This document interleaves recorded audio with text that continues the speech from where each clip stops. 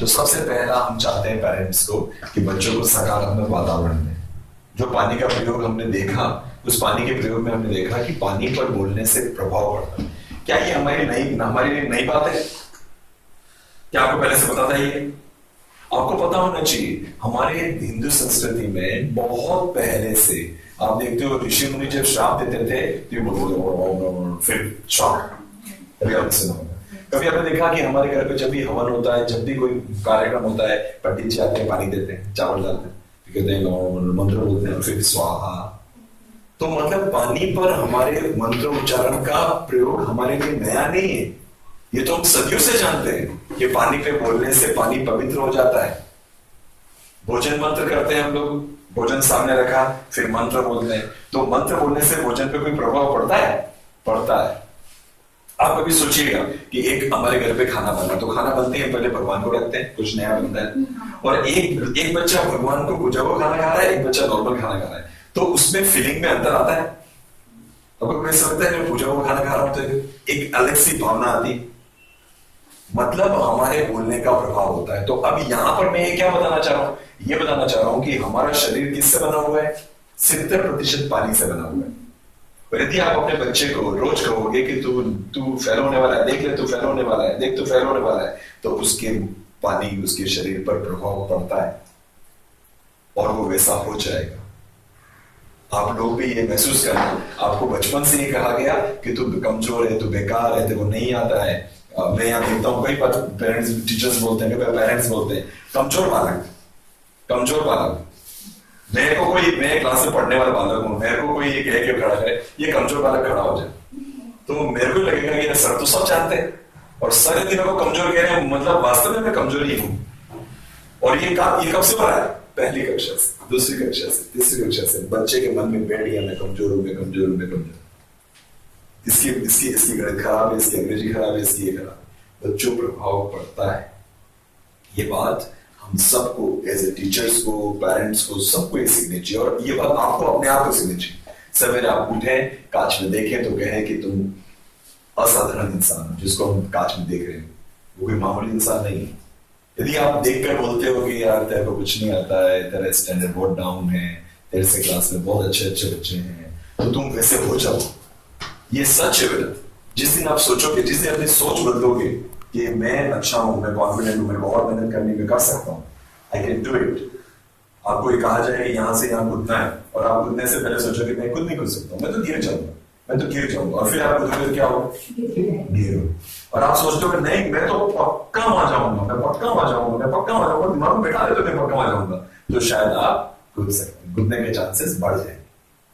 ये नहीं कि तुम कूद ही जाओगे, लेकिन चांसेस बढ़ जाएंगे। आप अपना 100% दो। तो मैं पेरेंट्स को भी चाहता हूं कि 2 महीने हमारे हैं, इन 2 महीने में बच्चों को बिल्कुल सकारात्मक बताना, बेस्ट बेटा तू कर सकता है, शाबाश। और क्या नेक्स्ट? क्या?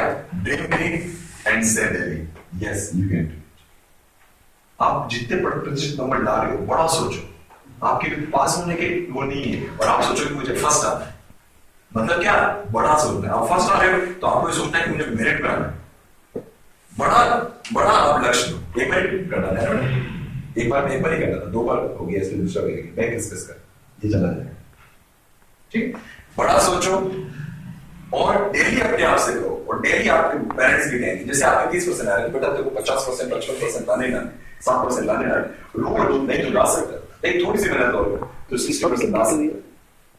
पॉजिटिविटी के साथ करो। और यदि आपको रोज ये कहने वाले मिलेंगे, रोज आपको स्कूल में भी कहें, घर पे भी कहें, तो आपके अंदर एक भावना है कि यस मैं ला सकता। आपका आत्मविश्वास जो खोया हुआ है वो आपको वापस आएगा, नहीं मैं कर सकता।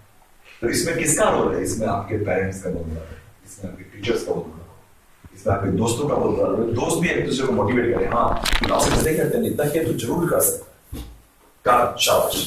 दोस्त भी डिमोटिवेट करते हैं, अरे तू नहीं कर सकता, ये तो कुछ नहीं कर सकता। ये तो हमारा हम जो बच्चे नहीं कर पाते ना बेचारे, वो पीछे छूटते जाते हैं। कोई साथ देने वाले तो नहीं है। दूसरों की नजर में तो गिरे, अपने खुद की नजर में गिर गए वो कि नहीं यार मैं तो नहीं कर सकता। नहीं होगा कोई बात नहीं, वो भविष्य की बात है, अपन उसके बारे में सोचा, अपन को तो करना है, जो होगा रिजल्ट हम तैयार है।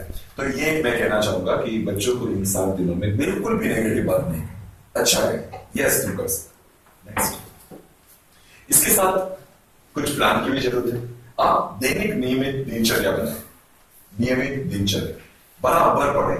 जब आपकी स्कूल का टाइम हो, दो तरह से बताना चाहूंगा, स्कूल डेज, यदि आपकी स्कूल चल रही है तो आपको 5 घंटे पढ़ना ही पढ़ना है घर पे जाके। यदि आपकी स्कूल की छुट्टियां हैं तो नियमित 8 घंटे पढ़ना है 60 दिनों में।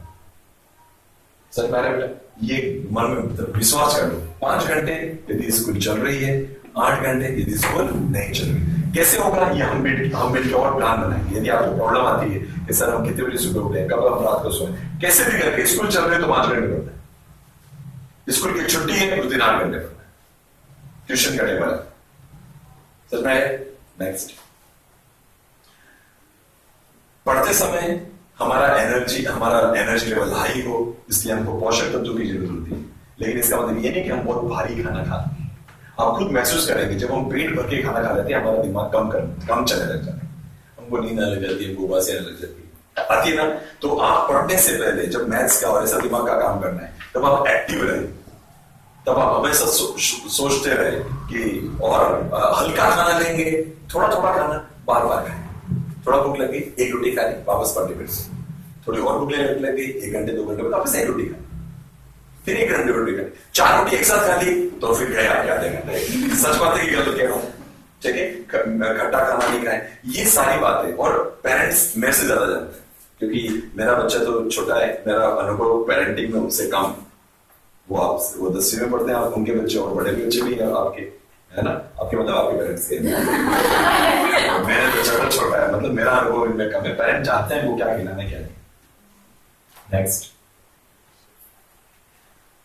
शांत वातावरण और लिख कर पढ़ने के लिए प्रेरित करें अपने बच्चों को। अपने बच्चों को अच्छा, जब पढ़ रहा हो तो सब जगह शांति रहे, कोई बोले उसका ध्यान एकाग्रता भंग नहीं, इसका पेरेंट्स विशेष ध्यान रखें। और पेरेंट बच्चों को मोटिवेट करें कि वो लिख के पढ़े। पसंद है क्या कि लिख के ज्यादा से ज्यादा पढ़ाई करें, ये मैं आपको कहना चाहता हूं, क्योंकि परीक्षा हमारी लिखित माध्यम में, तो जितना लिख के याद करेंगे उतना काम है।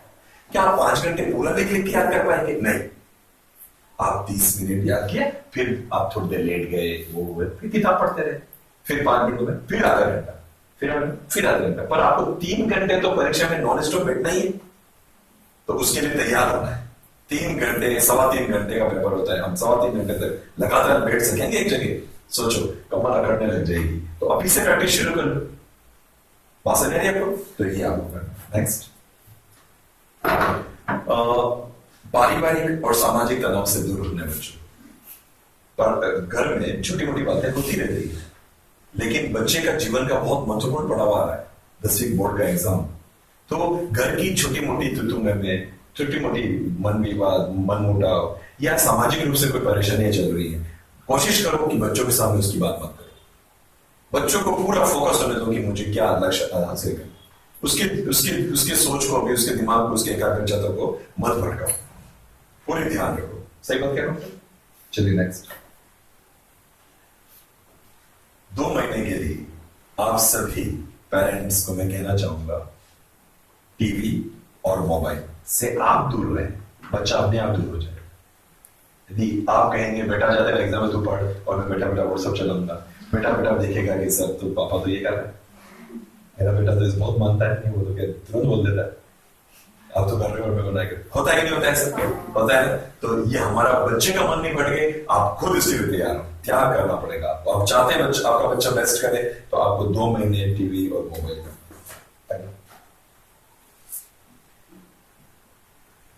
विद्यालय के जो टीचर्स हैं और विद्यालय का जो प्रशासन है, इन 2 महीनों में मैं आप सबसे चाहता हूं कि विद्यालय के प्रशासन, शिक्षकों में सबसे पहले इंपॉर्टेंट आपकी क्लास के सबसे इंपॉर्टेंट टीचर होते हैं आपके क्लास टीचर, जिन पर पूरी क्लास का जिम्मेदारी है।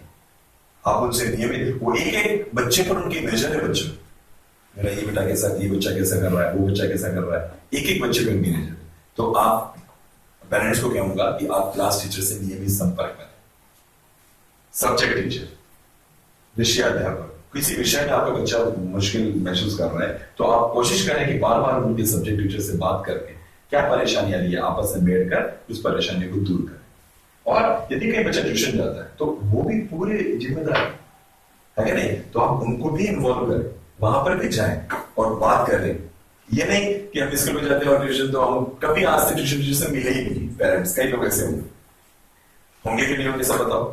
जाते हैं आप लोग, वहां जाते हैं, पे करते हैं, तो आप उनसे भी बात करिए, मेरे बच्चे को क्यों नहीं आ रहा है, क्या दूर करना है, उनसे भी आप मिले, वो भी आपको कुछ ना कुछ अच्छी बात बताएंगे।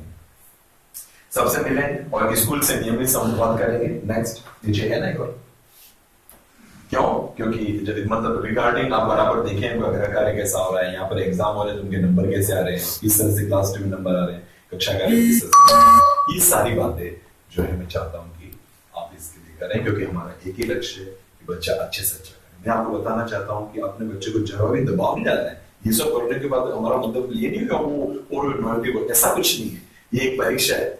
इस परीक्षा में कोई कम नंबर आएंगे तो भी हम जीवन में फेल नहीं हो जाएंगे, हमको जीवन में बहुत मौके मिलेंगे, लेकिन हम हर बार तैयारी पूरी करें। हमारी तैयारी का लेवल ऐसा होना चाहिए कि मैं फेल भी हो जाऊं तो मैं अब देखो मैं आपके लिए इतनी मेहनत कर रहा हूँ, मैं ये बना रहा हूँ, और अब 2 महीने में देखना मैं बहुत मेहनत करूंगा, मैं क्या करूंगा अपने आप के लिए, तो इसके बाद भी रिजल्ट नहीं आएगा, मुझे कोई दुख नहीं होगा। क्यों? क्योंकि मुझे संतोष होगा कि मैंने तो अपना बेस्ट किया।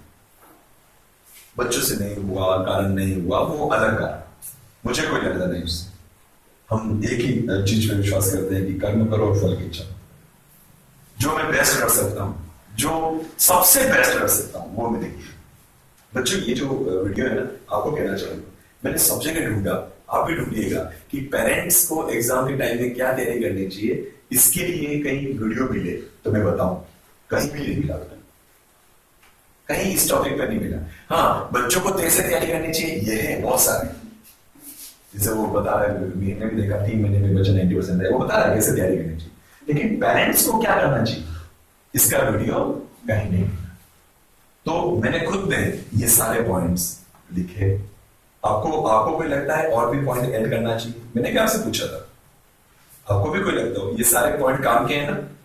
ठीक है, यदि आपके पेरेंट्स और हम स्टाफ टीचर में सब मिलकर यदि काम करेंगे तो मैं नहीं कह रहा हूं कि कोई हम आकाश पढ़ लेंगे, लेकिन हम डेफिनेटली बेस्ट, हमको एक संतोष होगा कि यार मजा आ गया यार एग्जाम देने। फेल भी देंगे तो भी लगेगा कि यार मजा आ गया, मजा तो आया है कि नहीं। कुछ भी हम करें, दंगल करें और हम हार भी जाए तो भी सामने वाले होना चाहिए कि यार हाँ 10 तेने मारी लेकिन 1 मैंने मारी तो सॉलिड है कि नहीं, वो होना चाहिए। क्यों?